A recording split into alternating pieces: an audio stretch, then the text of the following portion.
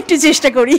না না, তার মানে কি, মানে বড়দের অ্যাট্রাকশনটাকে ধরে রাখার জন্য মেরেছো তোমাকে নাকি তুমি ভাবছো?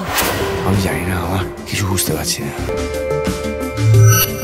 Most probably he is suffering from partial memory loss.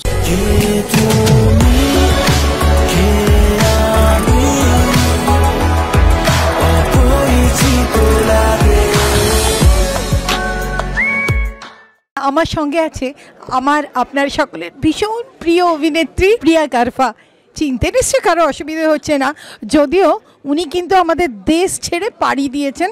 কেন অভিনয় টানে না? এখানকার মানুষজন টানে না? হ্যাঁ, ডেফিনেটলি টানে। আর সেই টানেই আমি আবার 10 বছর পরে 6টা ছবি করলাম, যেগুলো লন্ডনে শ্যুট হয়েছে। তো জানুয়ারিতে রিলিজ করছি অনির্বাণের এগেনস্টে, অনির্বাণ চক্রবর্তীর এগেনস্টে, জয়দীপের ছবি অপরিচিত। তো সেখানে আবার আমাকে যারা ভালোবাসতেন তারা আমাকে মানে ভীষণভাবে কন্ট্যাক্ট করে যে কেন তুমি করছো না। তো ওই আর কি, ওখানে তো অত সুযোগ হয় না, কিন্তু এই সুযোগটা আসার পর আমি সেটা অ্যাভেল করেছিলাম এবং ওরা ভীষণভাবে চাইছিল আমি কাজ করি। তো দর্শক আবার দেখতে পাবে। তো মোটামুটি এখানে কি আর ফেরা হবেই না? মানে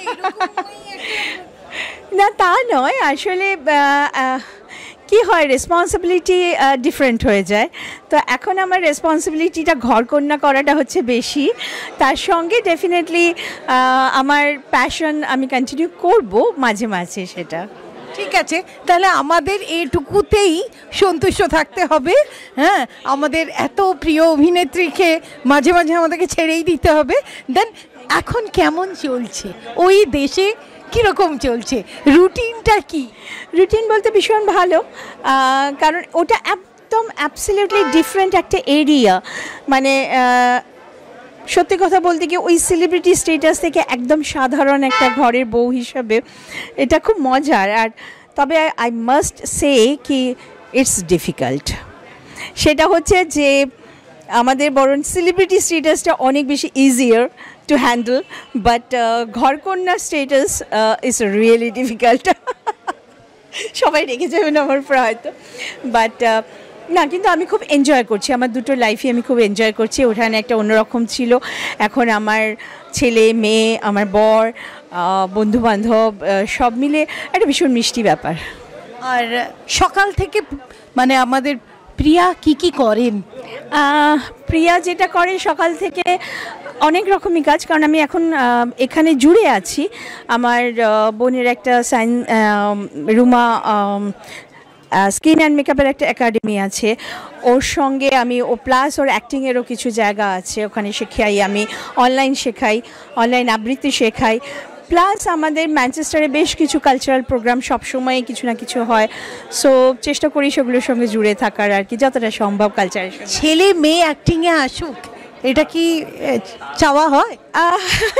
আমার মেয়েকে অনেকেই চেয়েছিল, কিন্তু she is not interested at all. She is in different এরা সম্পূর্ণ ওর। ও অন্যরকম কাজ করতে ভালোবাসে। আর আমার ছেলে এখন ইউনিভার্সিটিতে, ও সাইকোলজি নিয়ে পড়াশোনা করছে। তো আই ডোন্ট থিঙ্ক অ্যাক্টিংয়ের জন্য কোনো রকম। 2024 কীরকম কাটে? দুর্ধর্ষ। আমার সবসময় ভীষণ ভালো কাটে, because I am a positive person. আমি জীবনে যা কিছুই আসুক আমার কাছে মনে হয় যে এটা ঘটার ছিল, তাই ঘটেছে। তো সুতরাং আমি পজিটিভলি সব কিছু দেখি, কখনো নেগেটিভ ভাবি না। তাই যাই আসে আমার কাছে আই এম ফাইন উইথ। সত্যিকে সত্যি হিসেবে নেয়ার ক্ষমতাও কিন্তু অনেক বড় ব্যাপার। অফকোর্স। 2025 আসছে, 2025 ভীষণ ভালো কাটুক, ভীষণ ভালো থাকুন আপনি। আমিও আমার দর্শকদের সকলকে বলতে চাই, যারা ভীষণ ভালোবাসা পেয়েছি আমি এত বছর ধরে, এবং আমি ইন্ডাস্ট্রিতে যখন বেশ কিছুদিন অফ ছিলাম তখনও তারা আমাকে কথা ভোলেননি, জিজ্ঞাসা করেছেন। তাদেরকে বলি যে 2004 ডেফিনেটলি ভালো কেটেছে, এবং 2005 আরও আরও আরও ভালো কাটবে। Don't worry, be happy always.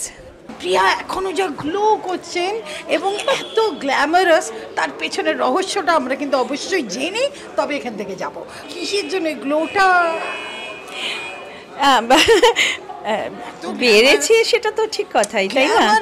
Size আচ্ছা সাইজ ম্যাটার করে না, সাইজ ম্যাটার করে না। আচ্ছা গ্ল্যামারটা হচ্ছে বর তো হচ্ছেন ডাক্তার, এবার যদি বউ যদি সেরকম একটু নিজেকে ঠিক না রাখে তো বরে তো ভীষণ বদনাম হবে, তাই না? তো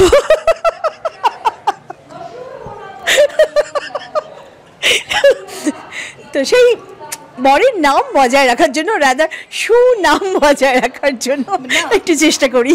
না না, তার মানে কি, মানে বরেদের অ্যাট্রাকশনটাকে ধরে রাখার জন্য সব কথা সবসময় বলতে নেই। বোঝা গেল কোড আনকোড যেটা বলা হলো সেটা সবাই বুঝতে পেরে গেল।